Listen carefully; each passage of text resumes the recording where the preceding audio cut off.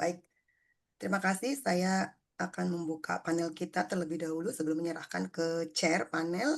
Saya Ira, saya host di panel 203. Kita sekarang, oh sorry, 204.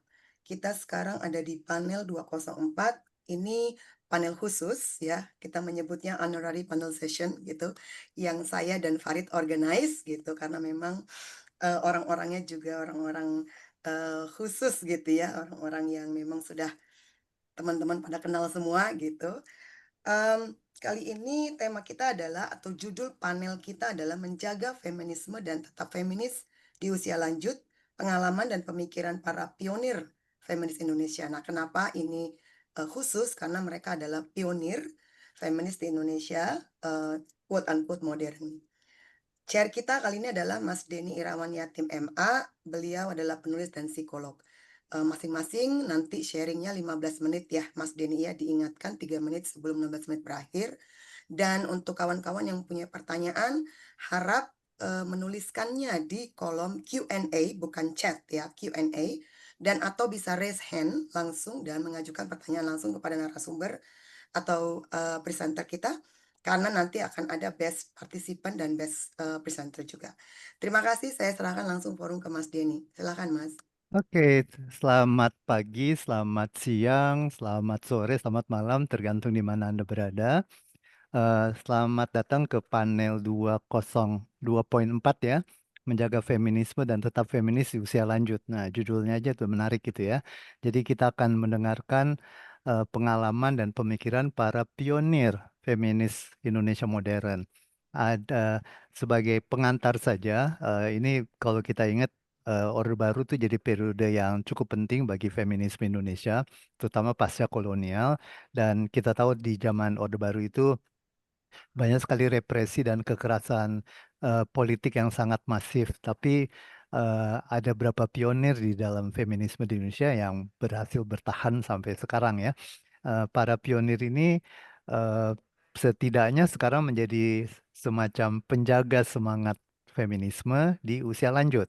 Nah, kita ada 5 orang narasumber, 5 orang pembicara yang akan berbagi pengalaman mereka, dan mudah-mudahan pengalaman mereka ini bisa menjadi inspirasi bagi kita semua, terutama barangkali mereka akan bercerita tentang arti dan definisi feminisme dan arti dan definisi menjadi lansia dan apa saja yang menjadi eh, keuntungan mungkin atau kendala sebagai feminis lansia ya.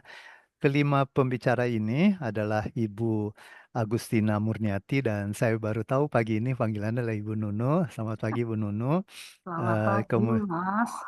Lalu pembicara kedua adalah teman masa kecil saya, yaitu Ibu Julia Suryakusuma. Ketiga adalah Ibu Adriani Sumantri. Ibu Julia adalah seorang kolumnis ya dan penulis buku tentang apa? Pokoknya Juga tentang masalah masalah ibuisme ya, di zaman Orde Ibuisme Baru. Negara. Dan Ibu ya, oke. Lalu yang ketiga adalah Ibu Adriani Sumantri, seorang antropolog. Lalu Ibu Esi Susanti Hudiono juga teman lama saya. Dan kemudian yang kelima adalah Bapak Dr. Hussein Muhammad dari Fahmina Institute ya. Nah, seperti tadi sudah dikatakan oleh Mbak Ira, setiap pembicara itu diberikan waktu 15 menit dan saya akan cukup kejam ya, untuk mengingatkan semuanya pada 2 menit terakhir bahwa waktunya masih ada 2 menit ya. Baik, kita mulai dengan Ibu Agustina Muriati, Ibu Nunu, silahkan. Terima kasih, Mas Dandi. Eh, Selamat malam untuk semua. Selamat pagi, siang, sore, dan malam. Nah, aku akan men-sharingkan pengalamanku yaitu sebagai feminis. Pengalamanku ini berawal dari marah dan sakit hati karena melihat perempuan tetanggaku itu mengalami kekerasan sampai berdarah-darah. Ketika itu aku baru usia 8 tahun dan kelas 2 sekolah rakyat. Sakit itu karena saya tidak bisa berbuat apa-apa, marah melihat orang-orang dewasa tidak peduli, termasuk keluargaku sendiri. Dalam keluarga sendiri, aku tidak mengalami kekerasan sebagai perempuan.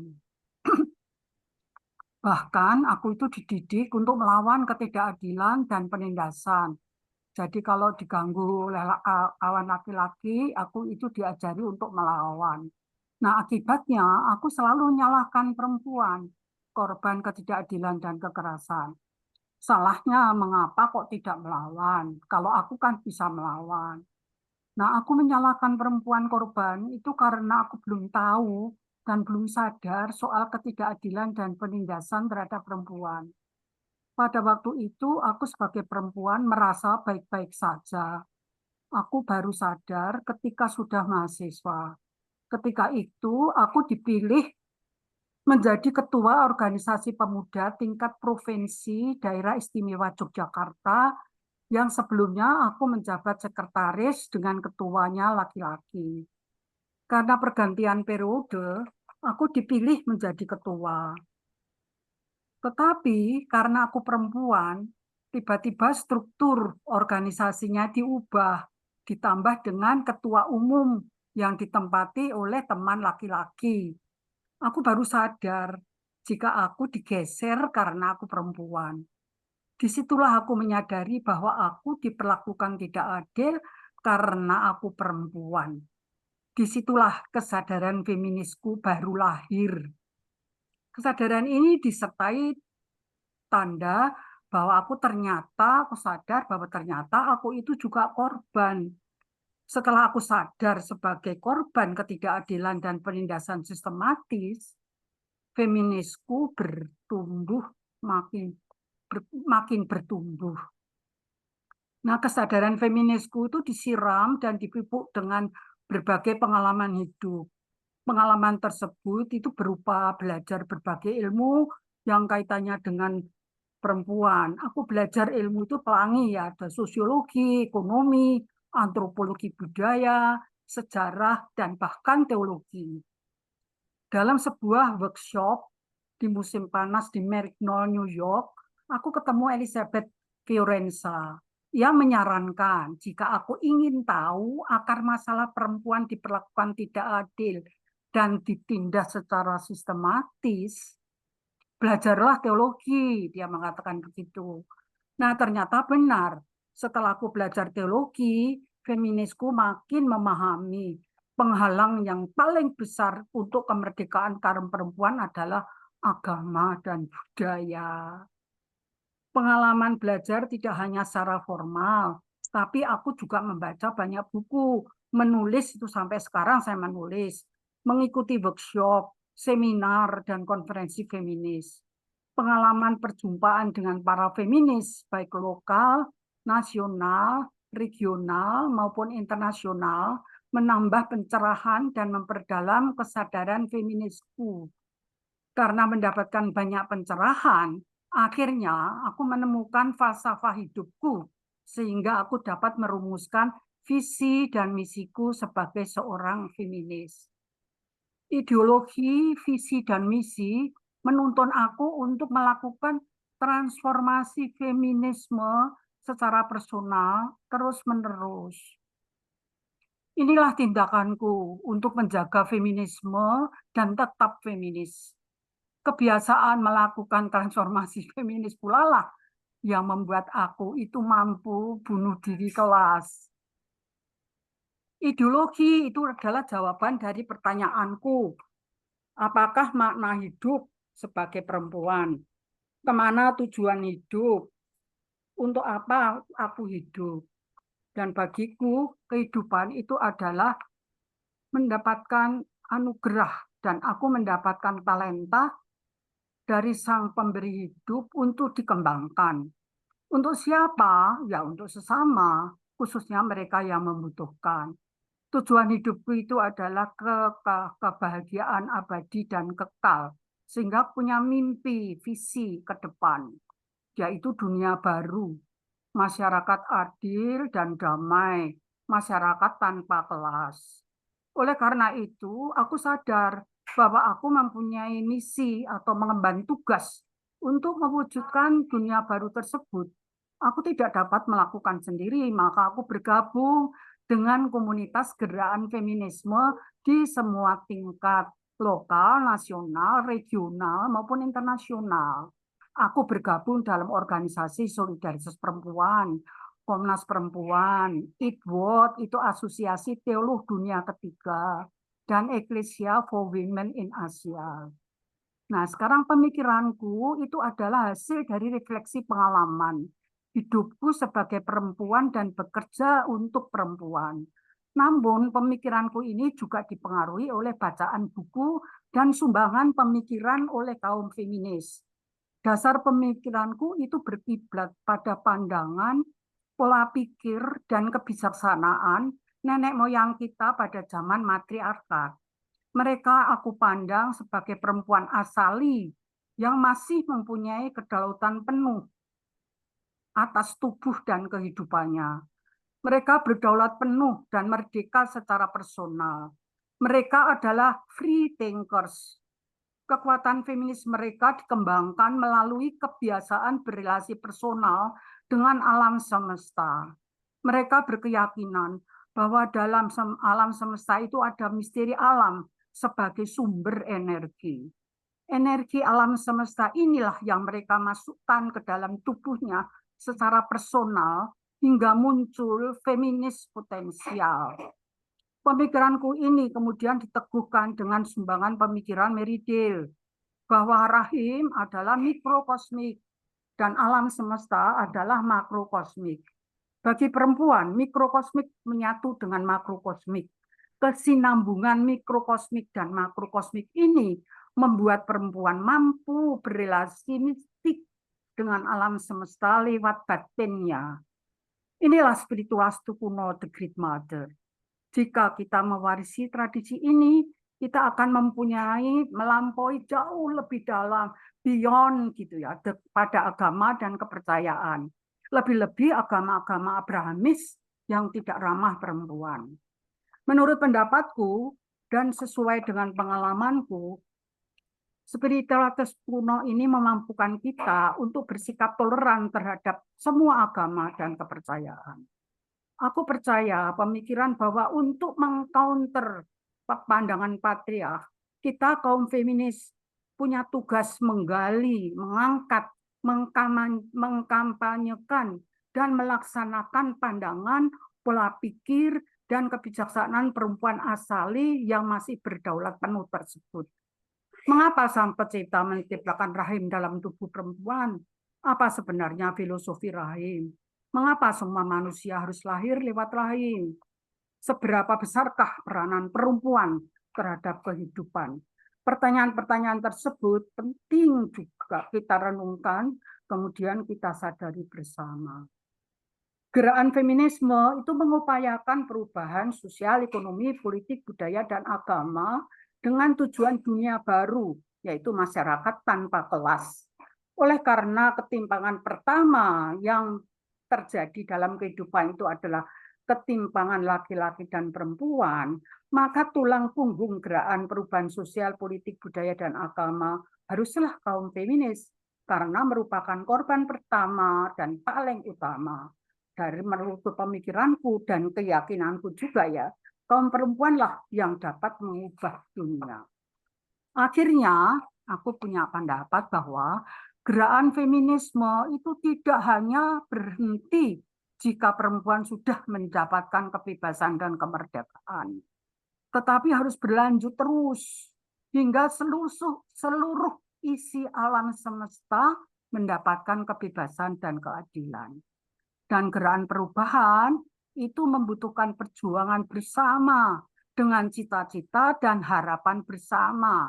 Maka marilah kita membangun kekuatan dan harapan secara kolektif. Membangun kekuatan dan harapan secara kolektif itu tidak cukup hanya dengan omong-omong, tetapi kita harus ada kesatuan antara perkataan dan perbuatan. Demikianlah pengalaman dan pemikiran-pemikiranku. Terima kasih. Terima kasih banyak Ibu Nunu, menarik sekali ya pengalamannya dari mulai didiskriminasikan dengan posisi sebagai perempuan, tapi kemudian Ibu Nunung mengalami transformasi, terutama tadi mencerita tentang belajar atau membaca buku-buku teologi dan melihat bahwa agama Abrahamik itu ternyata tidak ramah bagi perempuan ya, tapi kemudian Ibu Nunung bisa go beyond religion ya tentang itu ya. Oke, baik, nanti ada kesempatan buat para hadirin mau tanya jawab. Berikutnya kita langsung kepada pembicara kedua, yaitu Mbak Julia Surya Kusuma. Dipersilahkan. Ya, selamat kalau di sini di Cinere selamat pagi. Tapi kan yang nonton mungkin di berbagai belahan dunia ya. Jadi disesuaikanlah itunya salamnya. Pertama-tama saya ingin mengucapkan terima kasih kepada para organizer ini Kartini Conference ini.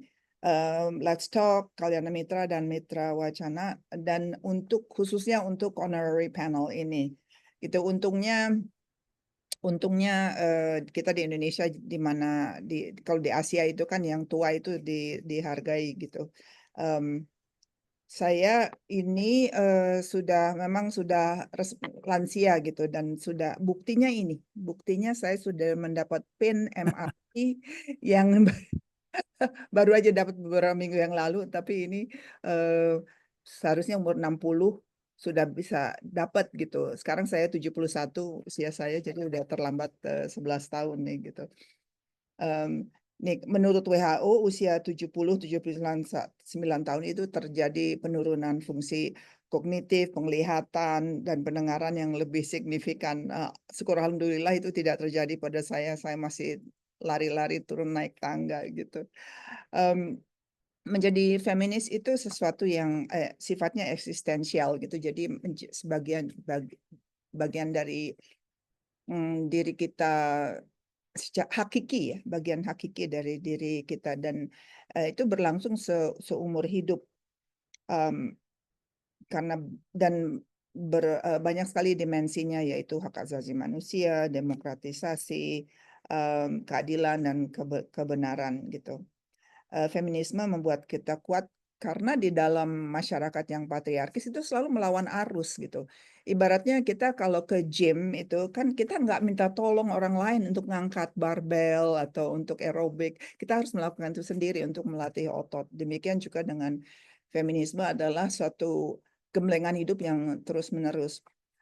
Saya dibesarkan dalam keluarga yang patriarkis dan itu saya menjadi feminis ketika saya umur 6 tahun, ketika adik laki-laki saya lahir. Itu terasa sekali shift-nya, pergeseran ke itu.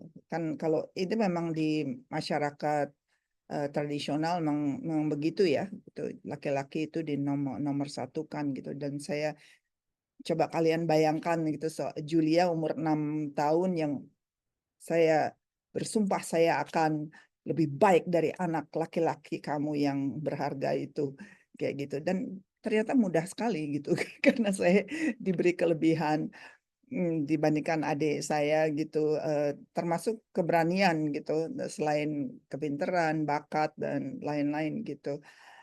Tapi memang dari kecil itu secara umum saya tuh memang udah punya jiwa aktivis gitu.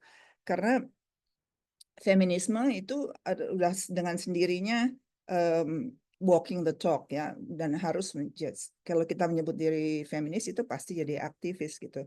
Saya cerita sedikit, waktu saya umur 10 tahun, kelas 4 SD di SD Sumbangsih itu.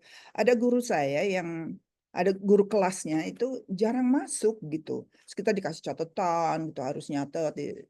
Terus lama-lama saya pikir ini gimana sih, kita punya hak untuk dapat pengajaran dari dia gitu. Jadi konsep hak itu nggak tahu siapa yang ngajarin, udah ada aja di dalam diri saya sendiri. Terus saya ngajak teman-teman gitu, ayo kita bikin petisi yuk gitu. Umur 10 tahun nih.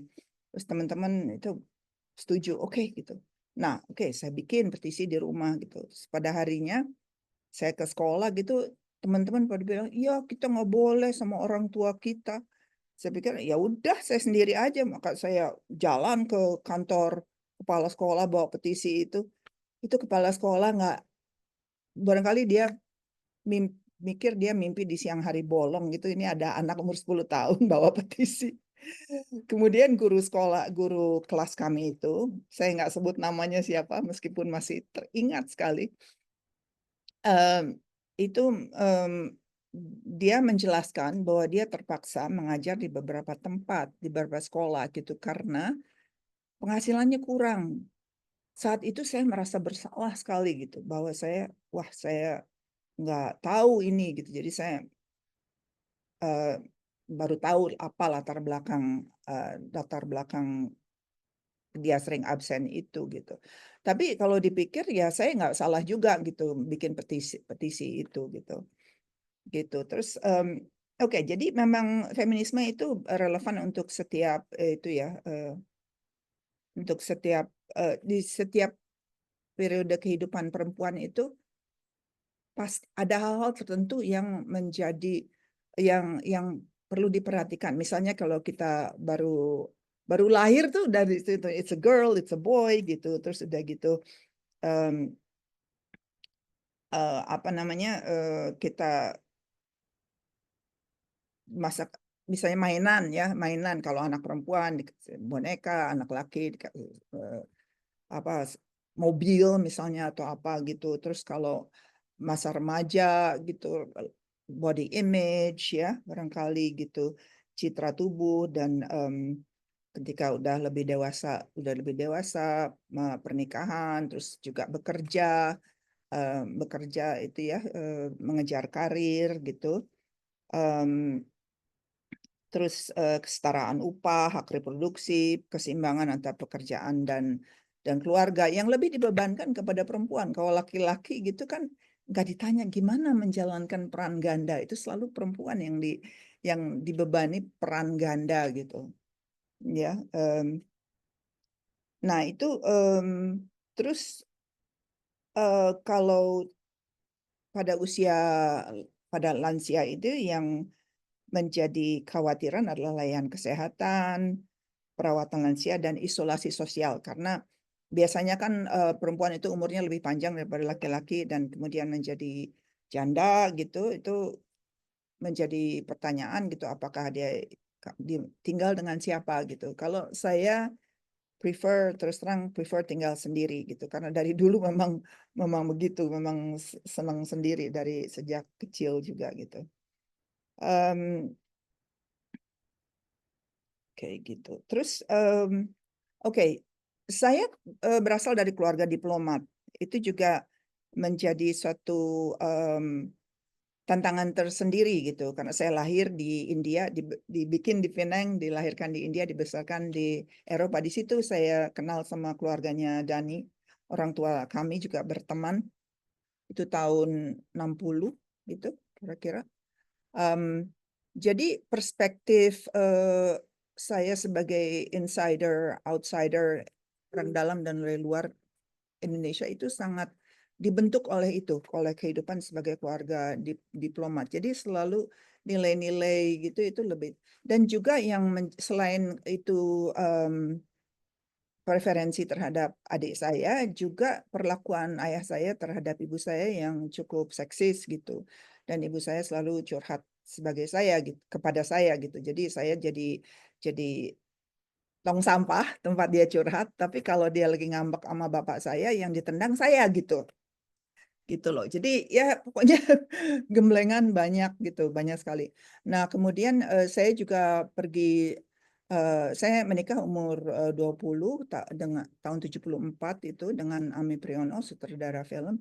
Tapi kemudian, setelah melahirkan anak, tahun 75, November 75, saya, memutuskan untuk pergi sekolah lagi di Inggris gitu. Jadi saya melanggar satu tabu yang ada dalam masyarakat itu, bahwa tempat perempuan adalah bersama suami dan anak.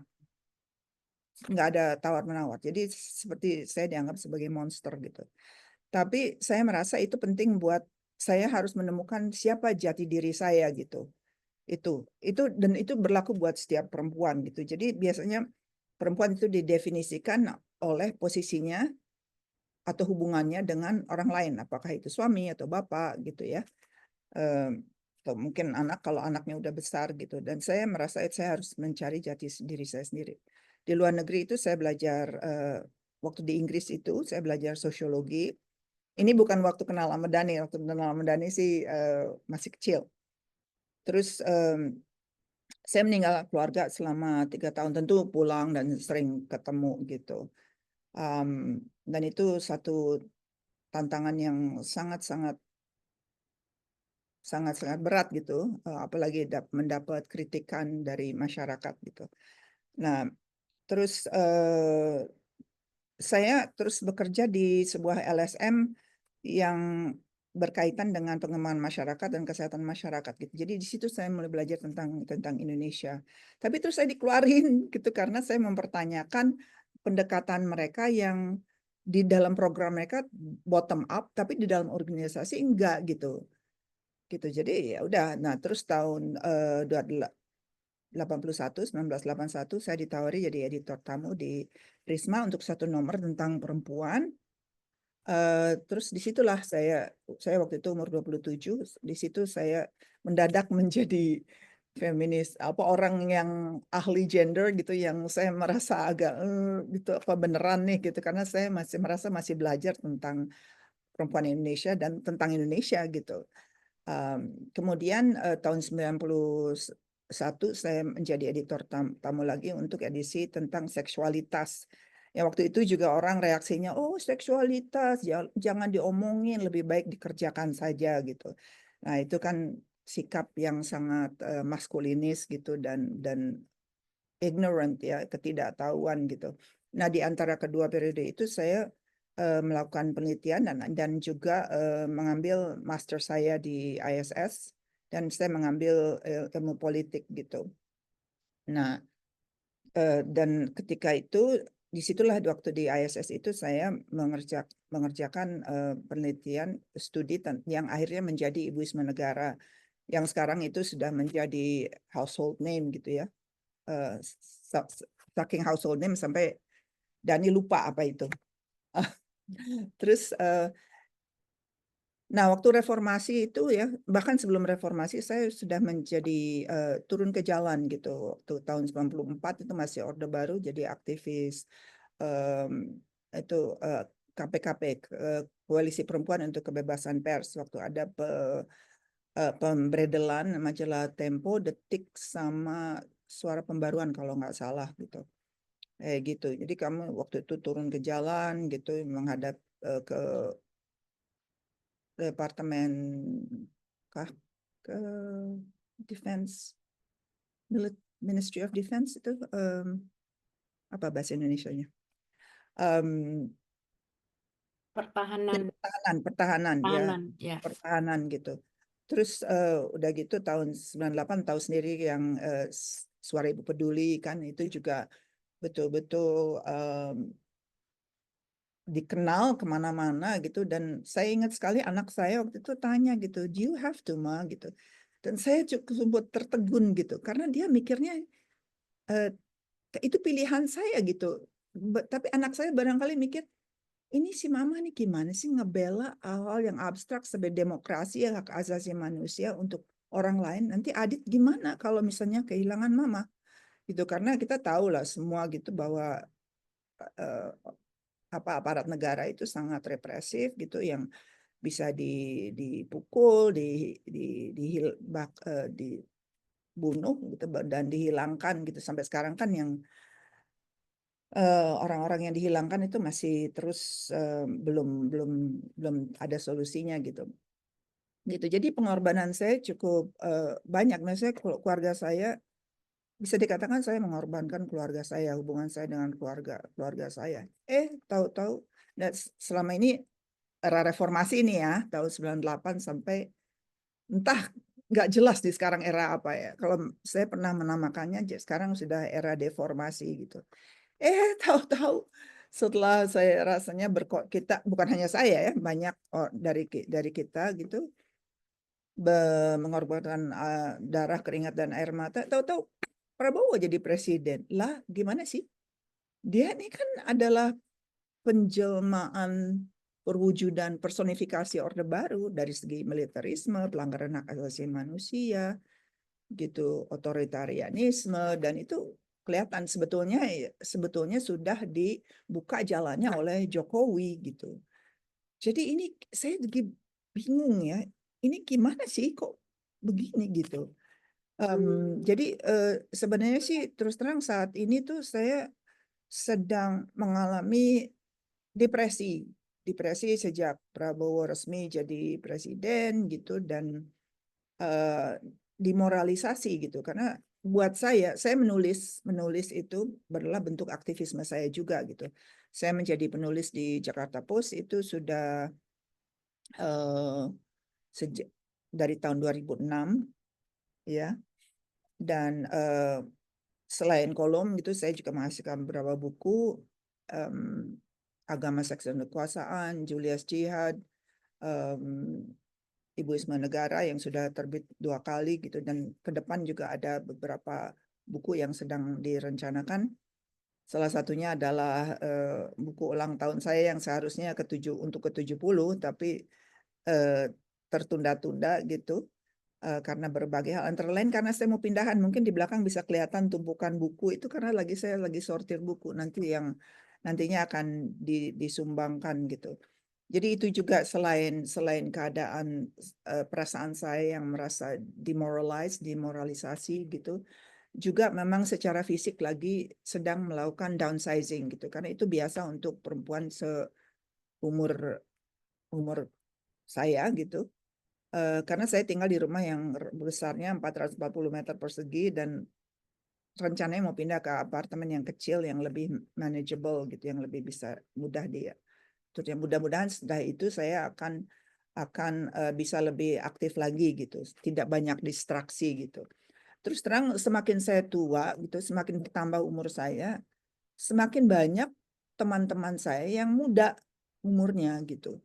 Dan itu mereka anak-anak yang muda ini senang dengan saya karena saya nggak pernah menuakan diri gitu. Saya justru ingin belajar dari mereka, dari yang muda itu. Julia, maaf, 2 menit lagi ya.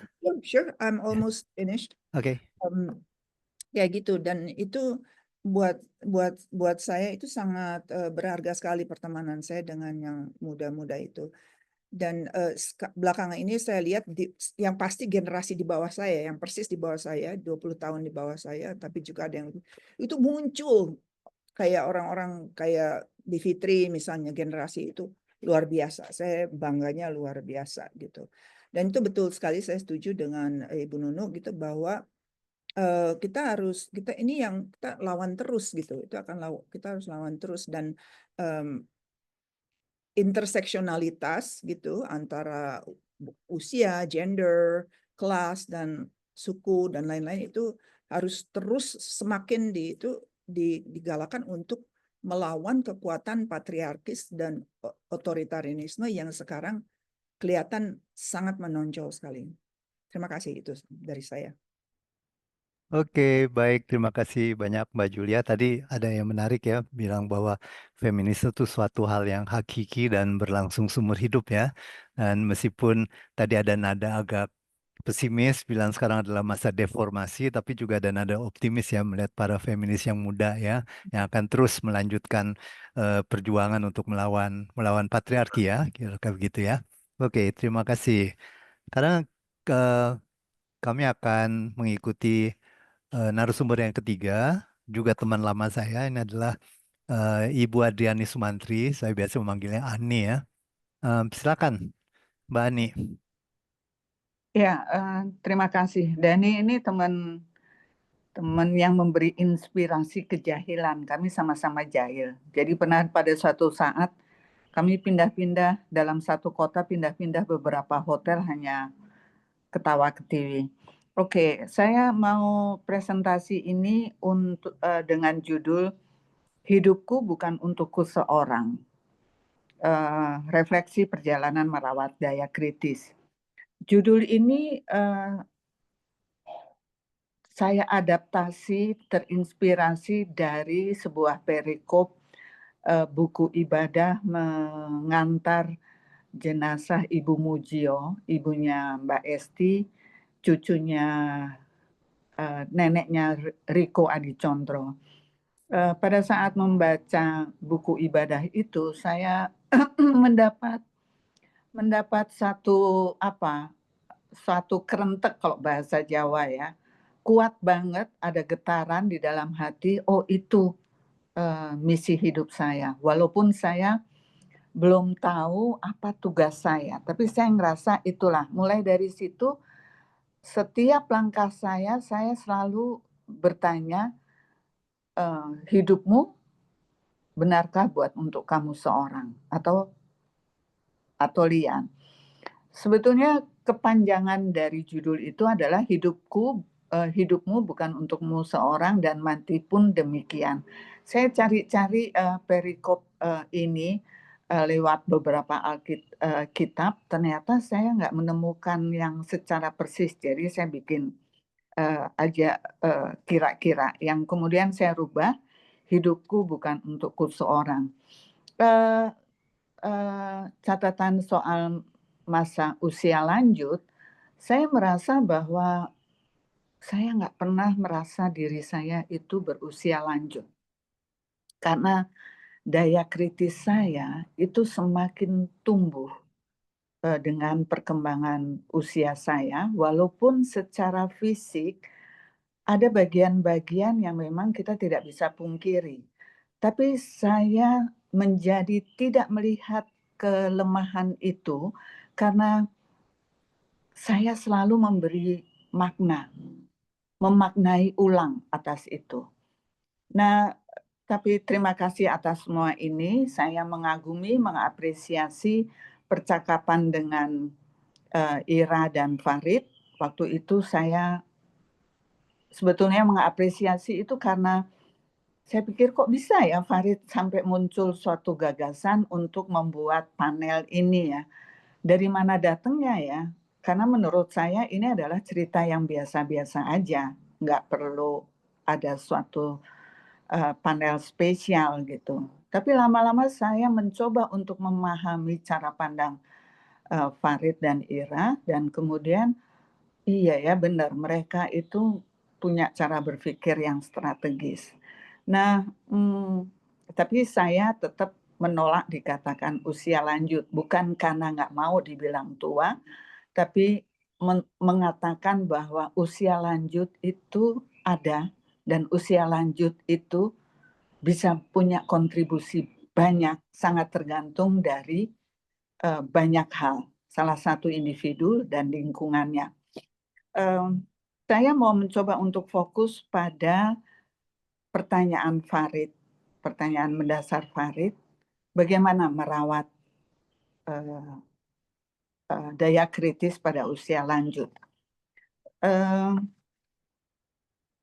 Agak panjang sih sebenarnya, tapi kemudian saya ringkas menjadi 3 bagian, yaitu merasa-rasa, produksi dan reproduksi pengetahuan, dan yang ketiga adalah tugas dan misi hidup. Tapi sebelumnya saya mencoba menarik mundur, sebenarnya daya kritis itu dari mana? Yaitu menurut saya dari sananya. Dari sananya tuh saya mencoba mengamati garis keturunan. Garis keturunan. Jadi garis -1, ibu saya, bapak saya, itu mereka adalah dua orang yang pemberontak, melakukan perlawanan. Misalnya bapak saya melawan sistem dan struktur itu secara personal. Dia tidak mau dimakamkan di makam Taman Kalibata, Taman Makam Pahlawan Kalibata. Dia menolak itu. Dia tidak pernah mau mengurus surat-surat kepangkatan, bintang jasa dan sebagainya, tapi kemudian kawannya yang mengurus, sehingga waktu bapak saya meninggal, upacara militer dilakukan, tapi dia dimakamkan di pemakaman umum. Ibu saya itu juga pemberontak. Dia sejak kecil, sejak remaja menjadi breadwinner keluarga besar ibunya. Dan itu artinya apa? Itu artinya dia tidak bisa melanjutkan sekolah. caranya dia melawan gimana? Pada saat dia masih bersekolah, dia main di toko buku dan dia setiap hari pergi ke situ membaca buku dan menandai sampai mana dia selesai baca. Esoknya diulang lagi, esoknya diulang lagi. Sampai dia punya pengetahuan. Walaupun dia nggak sekolah, tidak melanjutkan sekolah seperti adik-adiknya, tapi dia terus punya pengetahuan. Di garis yang lebih ke atas lagi, itu kakek saya itu melakukan perlawanan. Dia tidak mau bekerja di pemerintahan, tapi orang-orang pemerintah selalu datang ke dia dan minta nasihat untuk mengelola pemerintahannya, entah itu kabupaten, entah apa. Di atasnya lagi, dia melakukan pemberontakan, keluar dari keraton dan membangun sebuah kampung yang sampai sekarang kampung itu masih ada. Dia membuat aturan-aturan sendiri. Nah, kalau saya lihat generasi di bawah saya, pada anak saya dan pada cucu saya, anak dan cucu saya ini juga suka melawan ternyata. Saya sendiri melakukan banyak perlawanan secara personal yang ditujukan kepada banyak agen dan anak saya dan cucu saya sejak kecil. Cucu saya itu umur hampir 4 tahun. Dia sudah melakukan perlawanan dengan gayanya sendiri dan dia menentukan. Jadi saya merenungkan bahwa daya kritis dan perlawanan itu ada dan itu datang dari sananya. Walaupun tidak diajarkan secara terstruktur, tapi jiwa itu tuh ada gitu. Dan itu tertularkan. Misalnya dari 3 saudara saya itu, hanya saya yang paling kuat melakukan perlawanan. Yang kedua kakak saya, terakhir kakak yang kedua gitu. Tapi intinya adalah selalu melakukan perlawanan dengan cara yang macam-macam dan selalu kritis. Nah, saya mau mencoba untuk menyoroti soal merasa-rasa. Saya kira apa yang merasa-rasa ini hampir sama dengan ceritanya Ibu Nunu. Saya mulai merasa bahwa saya perempuan itu, dan saya menolak menjadi perempuan gara-gara saya mens. Saya merasa di situ ketidakadilannya, di situ enaknya menjadi laki-laki. Tapi dalam waktu 2-3 tahun, saya merasa kalau saya tidak puas dengan dunia perempuan ini, saya harus masuk ke dalam, harus memberontak atau melawan atau memperjuangkan sesuatu dengan di dalam area perempuan itu sendiri, bukan di luar dengan memusuhi, tapi di dalam area itu mencoba mengerti, memahami dan sebagainya. Nah, ini saya melihat saya melihat bahwa saya harus berjuang untuk itu. Kecil-kecilan, tapi itu tetap konsisten dan dan dilakukan secara random atau sengaja ke banyak hal. Yang kedua, soal produksi dan reproduksi pengetahuan. Saya belajar antropologi, feminisme dan gender. Di sini saya merasa bahwa antropologi dan feminisme itu adalah rumah saya. Saya merasa nyaman. Kenapa? Karena saya menandai di situ ada sesuatu yang sifatnya holistik. Jadi kita nggak bisa melihat potongan demi potongan, tapi secara keseluruhan. Seperti kalau dalam kesehatan, semua organ tubuh itu saling terkait dan itu saling mempengaruhi dan itu bekerja secara sistematis. Jadi di sini yang kemudian dalam antropologi melengkapinya dengan, kalau kita pelajari, salah satu yang menjadi perhatian antropologi adalah belajar self dan the others. Jadi ketika kita bicara sebagai saya, self, itu pasti ada kaitannya dengan others. yang di situ ada sistemnya sendiri, ada strukturnya sendiri, dan kita bereaksi terhadap itu. Nah, saat ini saya meletakkan self itu di dalam kurung besar the others. Jagat cilik dalam jagat besar. Kalau tadi Ibu Nunu mengatakan mikrokosmos dan makrokosmos. Sebagai mikrokosmos, saya punya aturan-aturan struktur-struktur tertentu yang melakukan perlawanan dengan berbagai cara, yang melakukan pengkritisan dengan berbagai cara. Salah satunya adalah menulis.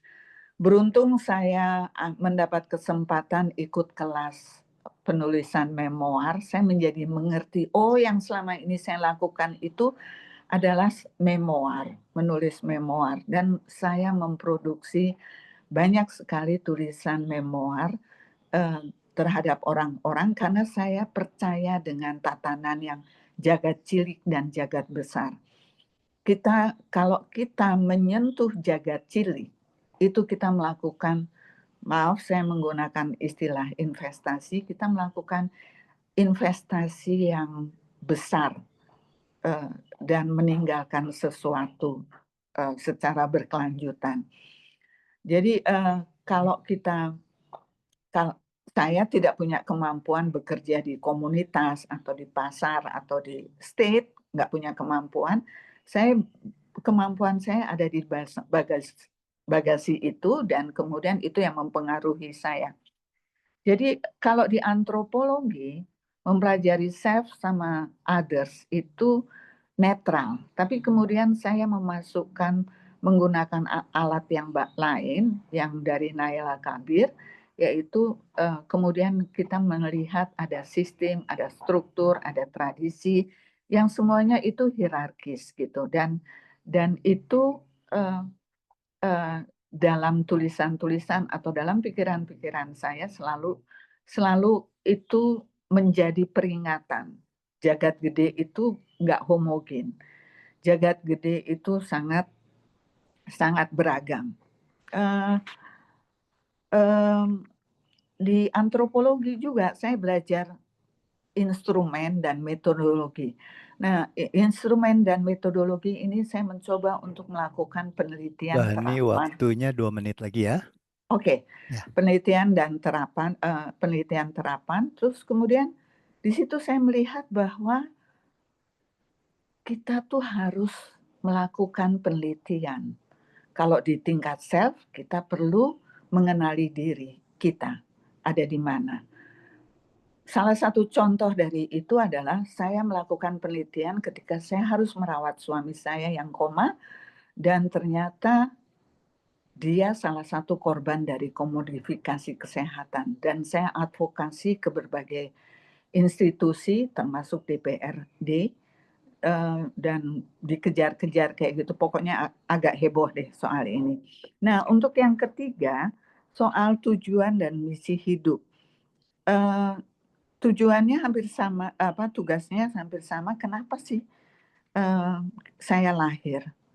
Kalau misi hidup saya adalah udah jelas tadi, misi hidupku bukan untuk seseorang. Nah, strateginya gimana supaya itu bertahan? Strateginya adalah mencoba menjaga kesadaran akan keseimbangan dan keberagaman. Jadi dalam banyak tulisan atau karya seni saya selalu berpikir soal itu. Kemudian yang kedua adalah memberi makna dan memaknai ulang. Sebelum saya tutup, saya mau bertanya pada kita semua, bersediakah kita merawat daya kritis kita? Hidupmu bukan untukmu seorang. Terima kasih. Terima kasih banyak Mbak Ani, sangat menarik ya.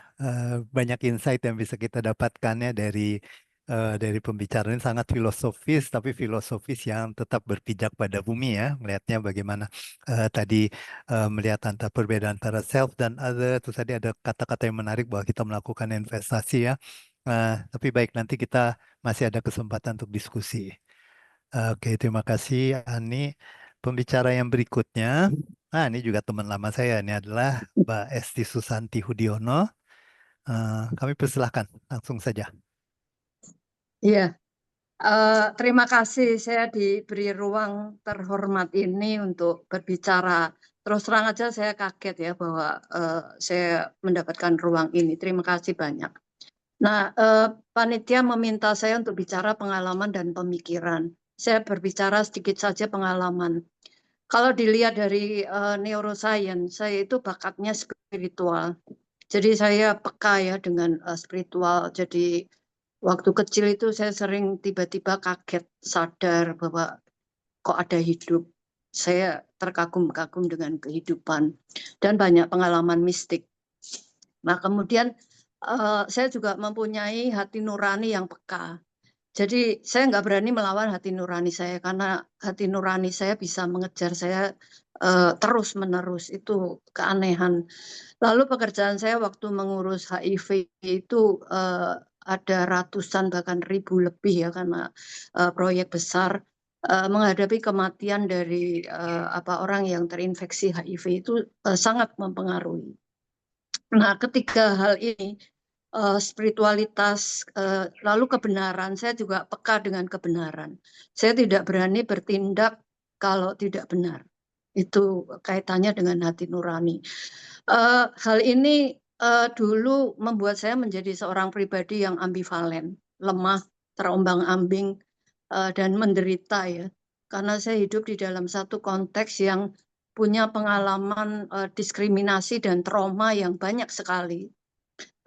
Sebagai Tionghoa yang warga negara asing dari keturunan Totok, di kalangan Tionghoa sendiri saya juga mengalami diskriminasi ya karena labelnya singkek gitu ya. Jadi yang peranakan lebih merasa lebih bergaya gitu.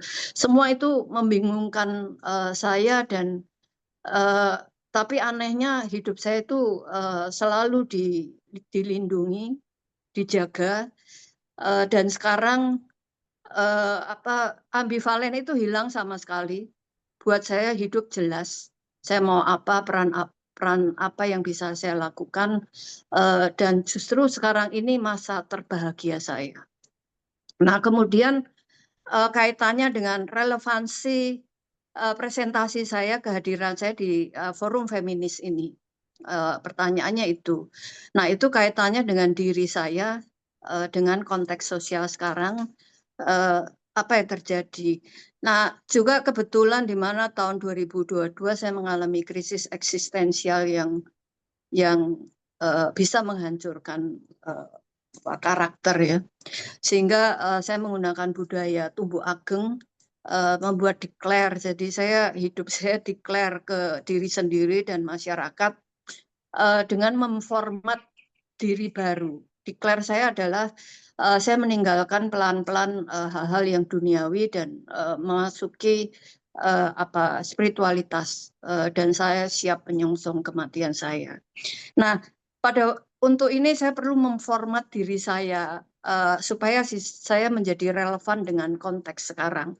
Nah, salah satu format yang saya masukkan adalah feminisme.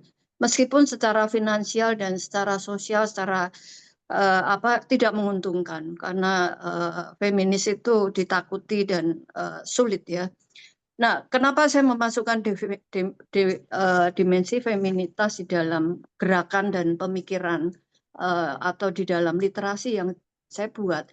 Feminis itu DNA-nya adalah kerakyatan, karena dia bagian dari mengkoreksi konsep warga negara yang menganggap perempuan dan budak itu bukan warga negara, dan itu sudah berhasil diperjuangkan bahwa perempuan adalah warga negara karena itu DNA-nya itu bersifat kerakyatan. Lalu kedua, feminisme itu dibangun oleh dialektika transdisiplin lapangan dan ilmu, dialektika itu ya.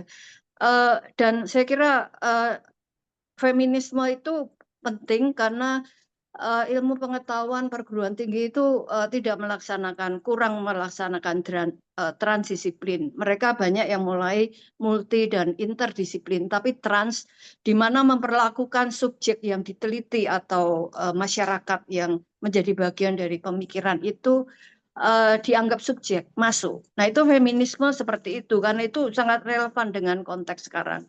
Lalu yang ketiga, sejarah sosial perempuan tuh memungkinkan perempuan masuk ke dalam isu ekologi. Dan kita punya masalah ekologi yang serius. Lalu yang ketiga, yang penting adalah perempuan itu yang membuka ruang private ke publik. Dengan begitu ini nilai kejujuran yang penting ya.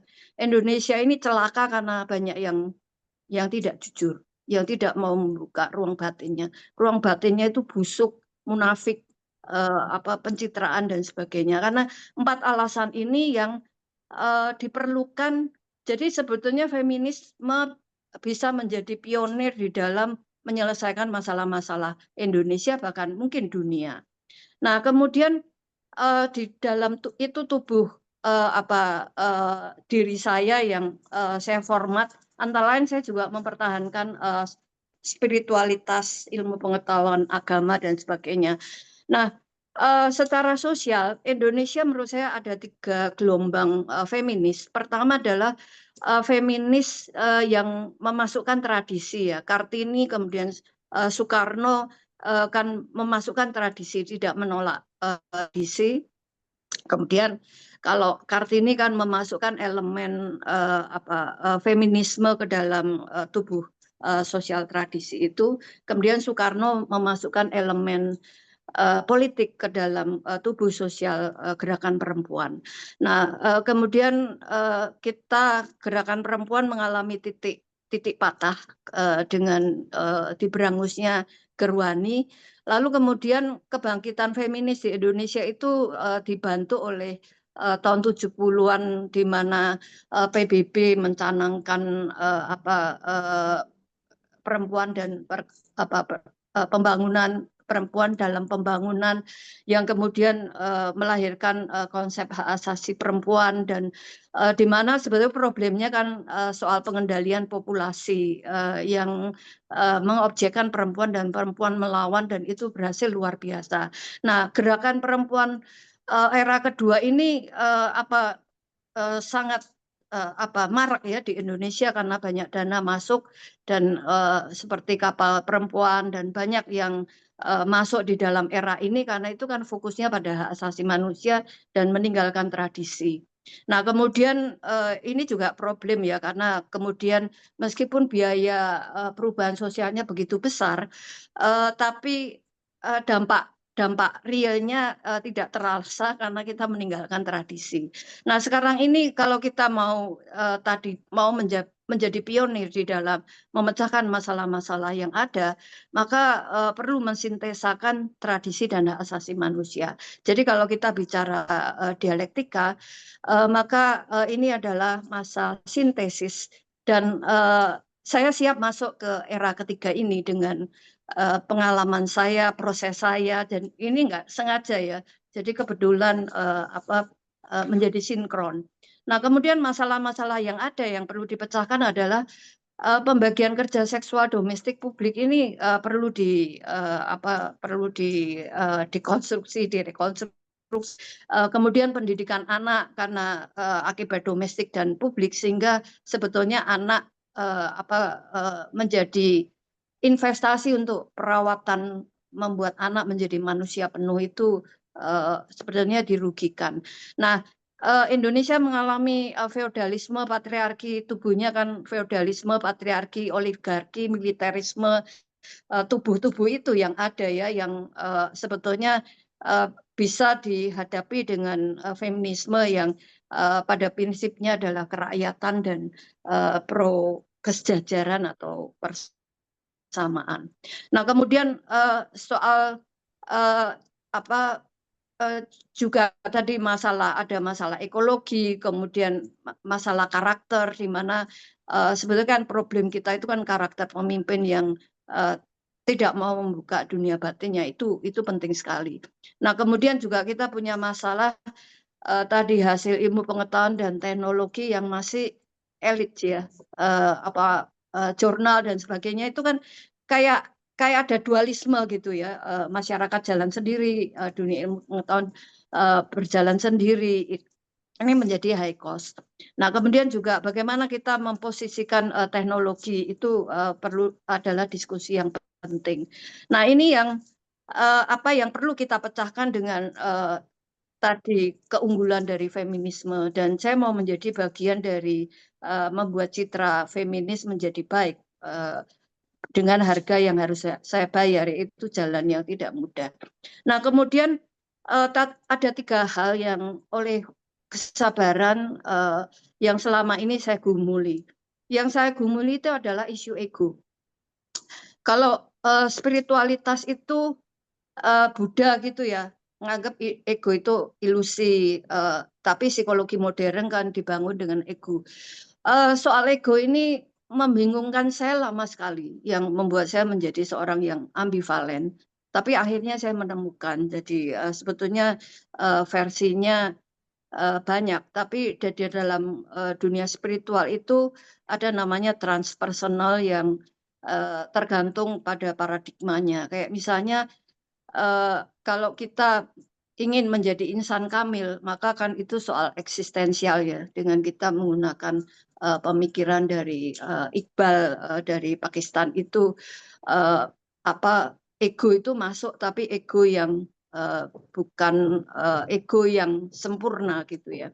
Tapi juga ada model yang ego itu relatif dan sebagainya. Jadi, tapi saya selesai dengan itu. Nanti ngomongnya panjang. Lalu kedua yang saya gumuli adalah soal tradisi. Tradisi ini juga yang membuat kita menjadi tidak kuat, karena buat saya nggak masuk akal ya, ajaran 2000 tahun yang lalu terus tetap mau dipakai padahal semua proses berubah gitu. Tapi saya tidak, saya menunda meninggalkan tradisi ya. Pernah meninggalkan tradisi tapi kemudian saya menunda. Nah, kemudian buat saya tradisi itu nilai-nilainya yang kita ambil yang baik sebagai keberlanjutan.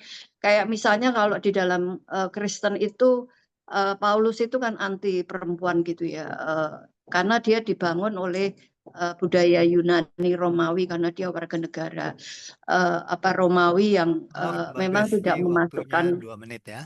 2 menit Oh lagi. ya, nah terus ya itu tradisi. Lalu yang ketiga soal kelas.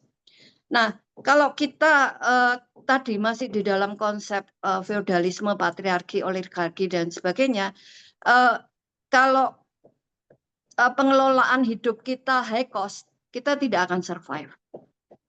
Kalau kita mau survive, maka biaya hidup itu harus efisien dan efektif. Karena itu cara Cina yang saya kira akan sulit disingkirkan. Karena itu kita juga harus mengikis biaya-biaya kos sosial kita. Seperti konferensi ini kan juga satu jalan keluar yang memungkinkan terjadinya kebebasan dan pembebasan. Nah, karena saya sudah di luar gelanggang dan menjadi seorang warga negara yang tetap kritis, ruang yang tersisa saya di dalam budaya dan tradisi yang ada adalah literasi. Untung saya sejak kecil berliterasi ya. Nah, ini ruang saya menyuarakan tadi pemikiran dan proses bagaimana Indonesia akan menjadi lebih baik, adil dan bahagia ya. Saya kira itu, Den. Terima kasih. Oke, terima kasih Mbak Esti. Pemaparan sangat menarik ya, mulai dari hal-hal yang personal, kemudian dibawa ke hal yang lebih makro, terutama untuk melihat bagaimana Indonesia. Saya tadi cukup tertarik melihat bahwa Mbak Esti sekarang sudah berada di masa ketika ambivalensi hilang, dan kemudian Indonesia sekarang berada pada saat sintesis kalau dalam dialektika ya. Oke, tadi cukup banyak pemaparannya, nanti bisa kita mendalami lagi dalam diskusi. Karena kita masuk ke pemaparan dari pembicara yang ketiga, pembicara yang terakhir itu adalah Bapak Hussein Muhammad. Kami persilakan.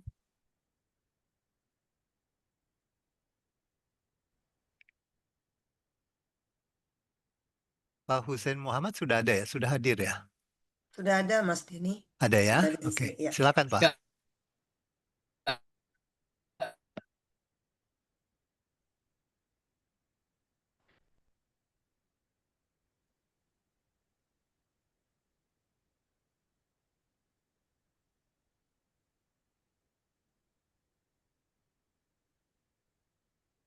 Halo Pak Yai. Pak Yai Hussein, suaranya nggak ada dan kameranya juga blank.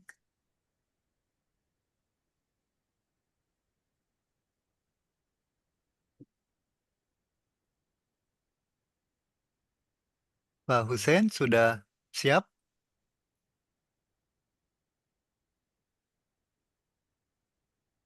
Sepertinya ada masalah teknis ya Mas Denny ya. Ya, kelihatannya begitu ya. Heeh. Sebentar. Kayaknya malah terpental dari Zoom. Ini bagaimana kita langsung ke diskusi? Boleh kita buka Q&A dulu sampai Ya, nanti kelihatannya udah hilang ya itu ya. Oke, sambil menunggu. ya, kita langsung saja. Saya tadi sudah membaca bagian Q&A, ada 3 pertanyaan yang sebetulnya kalau menurut saya tiga-tiganya agak berhubungan ya. Saya bacakan saja, nanti silakan siapa yang mau menjawabnya ya. Jadi pertanyaan pertama dari Pak Muhammad Iqbal, bagaimana cara agar tetap konsisten menjadi menjadi feminis ya, dan bagaimana agar tetap semangat dalam berjuang demi bangsa. Tadi sedikit banyak sudah disampaikan juga ya. Lalu kemudian ada dari Ibu Esther Mariani. Ini khusus untuk Ibu Nunu. Bagaimana tantangan yang dihadapi Ibu dalam menghidupi atau menyebarkan pemikiran feminis, dan bagaimana dukungan institusi gereja terhadap kiprah Ibu menyebarkan pemikiran feminis. Lalu juga masih dengan penanya yang sama, bisa dijawab oleh semua presenter ya. Bagaimana pandangannya terhadap para feminis atau pemikiran feminisme Indonesia pada masa sekarang dan para feminis kini. Sedikit banyak tadi dijawab juga ya oleh para pembicara. Dan kemudian ada pertanyaan lagi eh, oleh Pak Muhammad Iqbal tadi ya. Apa namanya, bagaimana meyakinkan masyarakat agar feminisme bisa diterima oleh semua kalangan masyarakat. Baik, kami persilakan para presenter menjawab. Mungkin Ibu Nunu duluan ya. Karena tadi ada pertanyaan yang spesifik buat Ibu Nunu, silakan. Terima kasih Mas Dani. Nah, Siapa? pertanyaannya memang tantangan Oh, Mas Denny, Pak dan Yainya udah hadir lagi nih. Oh, sudah ada ya? Mana? iya dari tadi. Yuk. Oke. Pak Nunu kita tunda dulu ya sebentar ya. oke. Silakan Pak Hussein.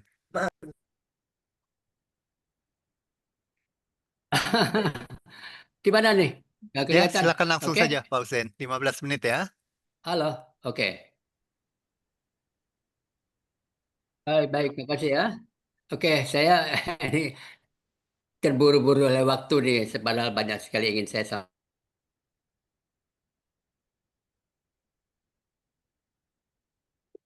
Dari pesantren yang konservatif, lembaga keagamaan konservatif yang pandangan-pandangannya menjadi sangat sakral. Ada satu ajaran murid harus taat, anak harus taat, tidak boleh menentang. Jadi kemudian saya membaca kitab-kitab rujukan keagamaan yang ada di pesantren, dan saya ingin menyampaikan bahwa semua sumber-sumber pengetahuan keagamaan yang terkait dengan isu relasi laki perempuan sangat diskriminatif, patriarkis, dan bahkan misoginis gitu. Saya membaca semuanya bahwa ya perempuan itu subordinat, harus termarginalisasi, harus di rumah, tidak boleh menentang, dan seterusnya lah. Oke, tapi kemudian saya belajar eh, diundang oleh P3M namanya untuk mengikuti namanya halakoh, semacam diskusi bersama para kiai di P3M itu. Ada Mbak Lis Markus yang waktu itu sebagai bagian pengelolanya. Dan di situ diberikan pengetahuan tentang perbedaan antara seks dan gender, bahwa laki-laki dan perempuan hanya beda dalam sisi seks, sementara dari sisi potensi kemanusiaannya setara. Ini saya bilang semaput karena ini bertentangan dengan apa yang ada saya ketahui di dalam pondok pesantren itu sendiri. Tetapi itu memberikan pengetahuan yang penting sekali bagi proses selanjutnya saya. Dan pada akhirnya saya berjuang untuk ini. Bahkan saya diberi pertanyaan, bagaimana hukumnya perempuan menjadi imam sholat yang makmumnya laki-laki. Terus saya membaca kitab kuning namanya sebagai referensi keagamaan pesantren itu. Saya menjawab perempuan boleh menjadi imam sholat yang makmumnya laki-laki. Oke, itu ditulis ya di buku saya ada itu fikih perempuan itu. Nah, akibat dari sini kemudian saya diadili oleh 300 kiai di tempat saya mengaji. Ya, diadili oleh 300 kiai. Begitu ya, oleh 300 kiai. Gara-gara banyak sekali pendapat-pendapat saya yang bertentangan dengan apa yang ada di dalam sumber-sumber keagamaan klasik. Bahkan kini saya mengatakan, Dr. Ali Taufik mengatakan satu-satunya kiai feminis Indonesia, judulnya begitu. Banyak kecaman dan stigmatisasi ditujukan kepadanya. Murtad, antek Yahudi, serta tidak sedikit yang mengkafirkannya. Bahkan lembaga yang ia dirikan, Family Institute, hendak disegel oleh salah satu organisasi kemasyarakatan radikal. Mencari saya, gitu ya. Stigmatisasi ancaman muncul sebagai reaksi terhadap pembelaannya kepada perempuan yang dianggap kebablasan ya. Namun ia tak pernah gentar, gitu katanya ya. Toh hanya Tuhan yang berhak menyesatkan, ungkapnya. Oke, tadi malam saya bertemu dan ngobrol dengan Ibu Menteri Pemberdayaan Perempuan Mbak Arifah yang dulu juga staf di Puan Amal Hayati bersama Farid dan Ira ya. Oke, katakan semua sekali. Saya bilang bahwa dunia ini diciptakan oleh 3 kekuatan raksasa. Satu adalah adat atau tradisi yang membentuk kehidupan bersama itu. Kemudian yang kedua adalah kebijakan negara. Yang ketiga adalah tafsir agama, bukan agama. Saya bilang begitu, bukan agama, tetapi tafsir agama. Oke, dan ini kita harus menyelesaikan ke arah penyelesaian melalui 3 kekuatan raksasa yang membentuk kehidupan bersama itu. Oke, nah begitulah.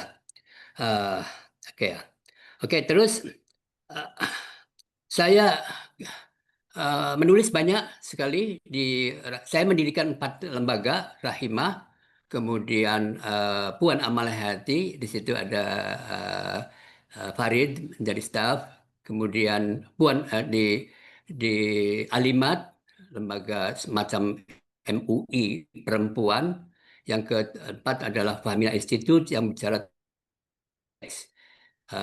Oke, ini saya bisa menjelaskan panjang sekali, tetapi waktu yang sangat singkat ya. Kemudian saya menjadi komisioner laki-laki. Saya kira saya pernah bertemu dengan Mbak Nunuk ya, Ibu Nunuk itu, Murniati itu. Saya 2 periode menjadi komisioner Komnas Perempuan, dan menjadi subkomisi perempuan dalam konstitusi dan hukum nasional yang tugasnya memantau kondisi perempuan di seluruh Indonesia, dan saya menyimpulkan dari semua provinsi kecuali NTB, NTT saya sampai tidak sempat itu menemukan satu kesimpulan kekerasan terhadap perempuan terjadi di dalam segala ruang dan waktu dan jabatan-jabatan strukturalnya dan sebagainya, semua terlibat di dalam kekerasan terhadap perempuan. Oke, itu intinya begitu ya. Karena menurut saya adalah kita harus membaca realitas itu sebagai basis untuk mengambil kebijakan-kebijakan baru maupun cara pandang baru. Saya ketemu dengan tokoh besar Nasir Hamid Abu Zaid bahwa realitas adalah basis bagi perumusan kebijakan maupun cara pandang apapun. Oke. Nah, dari situ ya saya saya ingin menjelaskan ini harus diselesaikan berbagai macam berbagai macam cara ya, metode. Saya mendirikan Rahimah untuk PUP, Pendidikan Ulama Perempuan, karena negara kita dan masyarakat ikut apa yang dikatakan oleh para ulama. Dan saya ingin mengajak perempuan-perempuan menjadi ulama, oke, melalui Rahimah PUP. Kemudian saya mendirikan Puan Amal Hayati yang melakukan analisis terhadap sumber-sumber otentik yang dianggap sebagai sumber-sumber otentik di lembaga-lembaga keagamaan di seluruh Indonesia melalui kajian di Puan Amal Hayati. Pimpinan saya mendirikan sama Gus Dur, Mbak Mahfud MD, Ibu Sinta, dan saya. Sampai sekarang saya menjadi wakil dari Ibu Sinta Nuri Abdul Wahid. Dan yang kedua di Puan Amal Hayati juga mendirikan Women Crisis Center di pesantren-pesantren. Saya keliling bersama-sama Gus Dur, Sinta ke seluruh Indonesia untuk mendirikan Women Crisis Center. Ya. Kemudian yang kedua, Women Crisis Center ya Faridus. Oke. Kemudian tadi mendirikan alimat untuk kebijakan advokasi kebijakan negara ya yang apa namanya diikuti oleh para lembaga-lembaga pendidikan tinggi di seluruh Indonesia, PSG,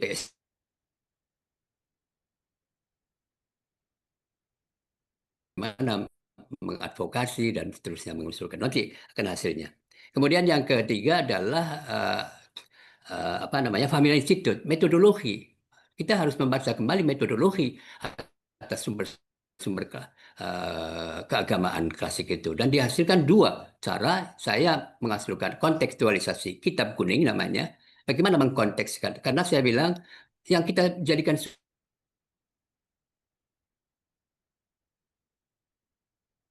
hisme. Karena itu kita harus melakukan kontekstualisasi. Kontekstualisasi cara yang terbaik menurut saya untuk melakukan perubahan transformasi kultural itu. Pembicaraan kultural melalui kontekstualisasi. Kitab kuning namanya. Saya mempelopori itu bahwa teks itu lahir untuk merespon kasus dalam ruang kebudayaan.